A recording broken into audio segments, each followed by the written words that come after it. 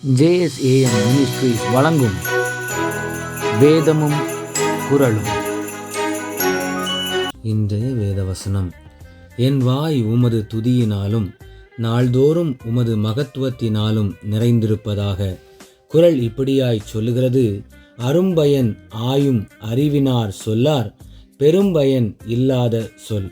இதனுடைய விளக்கம் என்னவெனில், அரும்பயன்களை ஆராய்ந்து அறியக்கூடிய ஆற்றல் படைத்தவர் பெரும்பயன் விளைவிக்காத எந்த சொல்லையும் பயன்படுத்த மாட்டார்.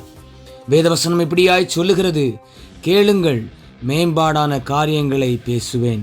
என் உதடுகள் உத்தம காரியங்களை வசனிக்கும். என் வாய் சத்தியத்தை விளம்பும். ஆகாமியம் என் உதடுகளுக்கு அருவருப்பானது.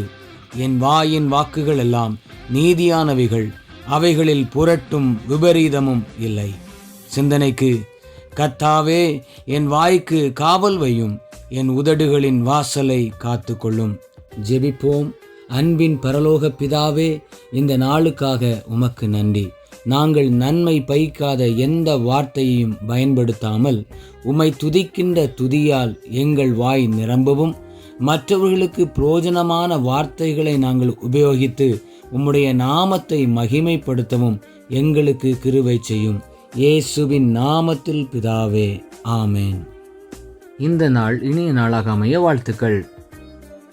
கர்த்தர் உங்களை ஆசீர்வதிப்பாராக. ஆமேன்.